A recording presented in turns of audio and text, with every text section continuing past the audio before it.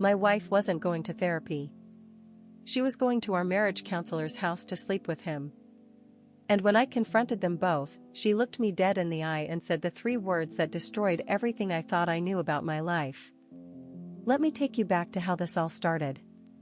Sarah and I had been married for 8 years. We were that couple everyone envied, successful careers, beautiful home, weekly date nights. But about 6 months ago, things started feeling different. She became distant, distracted. Always on her phone, always somewhere else mentally. When she suggested couples therapy, I was relieved. Finally, we were going to work on us. I found this amazing therapist, Dr. Martinez, she said, showing me his website. He specializes in communication issues. I already booked us sessions every Thursday at 6 p.m. I trusted her completely. Why wouldn't I? The first few sessions were weird. Sarah would come home energized, glowing almost. She'd talk about these breakthrough moments, these profound realizations about herself.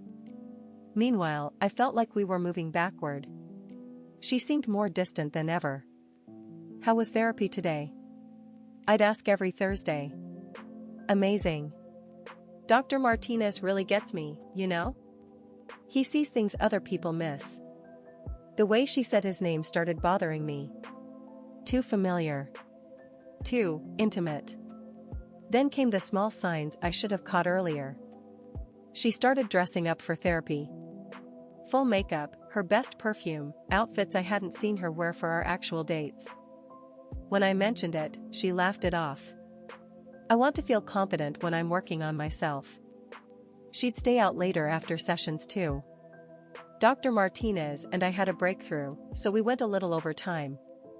Then it became grabbing coffee to process the session. Then dinner to continue the emotional work. Something felt wrong, but I couldn't put my finger on it. 3 weeks ago, she came home at 11 p.m. from a 6 p.m. appointment. Her hair was messy, her lipstick gone. When I asked about it, she got defensive. You don't understand the intensity of real therapy work. It's exhausting. That's when I decided to surprise her. Maybe bring her favorite coffee, show some support for her healing journey. Last Thursday, I left work early and drove to Dr. Martinez's office building. I waited in the parking lot at 5:45 p.m. 6 p.m. came and went. No Sarah. I called her. Hey babe, hope therapy is going well. Oh yes, it's really intense today. Dr. Martinez thinks we're making major progress. I was staring at an empty parking lot. The office building was completely dark. My hands were shaking. Where was she? I drove to Dr. Martinez's home address. It was listed on his practice website. And there, in his driveway, was Sarah's car. Through the living room window, I could see them on his couch. She was straddling him, her hands in his hair, kissing him like she hadn't kissed me in months.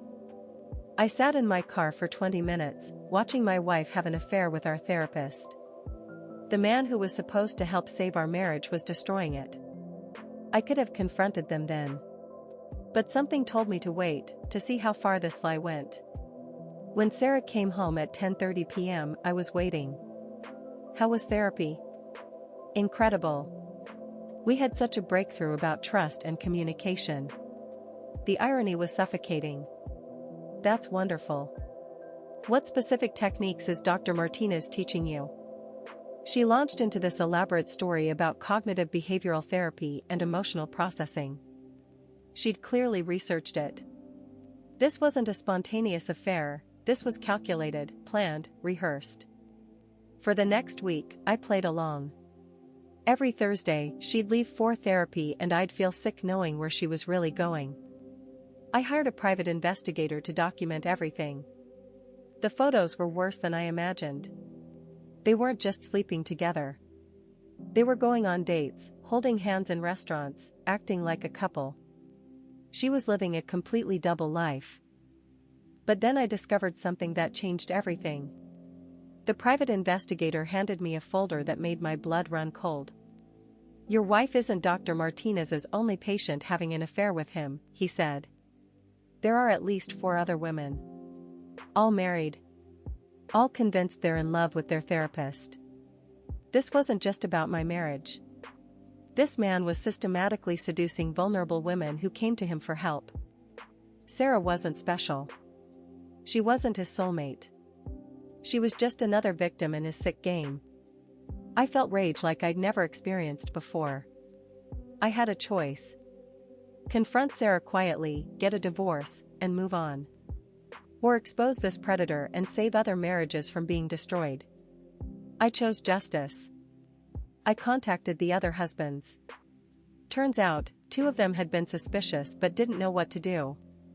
Together, we compiled evidence, photos, recordings, documentation of Dr. Martinez violating every ethical standard of his profession.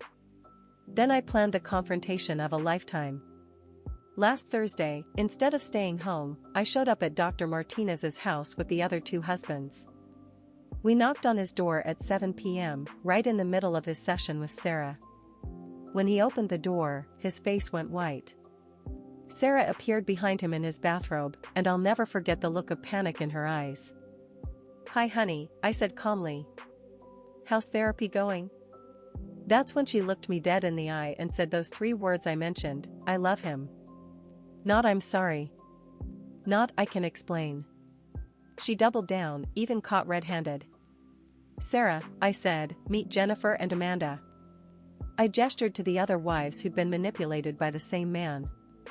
"You're not his only patient." Watching her realize she'd been played was almost satisfying. Almost. Dr. Martinez tried to slam the door, but we had everything we needed.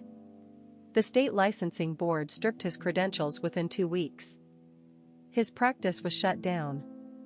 Sarah filed for divorce, claiming I was unsupportive of her emotional growth. But here's the twist that still keeps me up at night.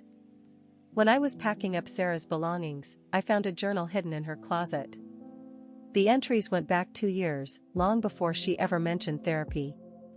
She'd been planning to leave me, documenting every small argument, every moment of dissatisfaction, building a case for why our marriage was doomed. Dr. Martinez wasn't the cause of our problems. He was just her exit strategy. The affair was never about love or therapy or emotional breakthroughs. It was about having someone to blame for the end of our marriage besides herself. She could be the victim of a predatory therapist instead of the wife who gave up. That hurt worse than the cheating. 6 months later, I'm doing actual therapy with a legitimate counselor. I'm learning that sometimes the person you marry isn't who they really are underneath. Sometimes people are capable of deception so elaborate, so long-term, that you never had a real relationship at all. Sarah moved in with another man 3 weeks after our divorce was finalized. Not Dr. Martinez, someone completely different. Turns out, she'd been lining up her next relationship while planning her exit from our marriage. I dodged a bullet I didn't even know was coming. The other marriages affected by Dr. Martinez's scheme? 2 are working through it with real counseling. 1 couple divorced, but they're co-parenting beautifully and both seem happier apart. As for me, I'm grateful. Grateful I discovered the truth. Grateful I helped protect other families. Grateful I learned what real integrity looks like by witnessing what it's not. Sometimes the worst betrayal leads to the best freedom you never knew you needed. Have you experienced something like this? Tell me in the comments.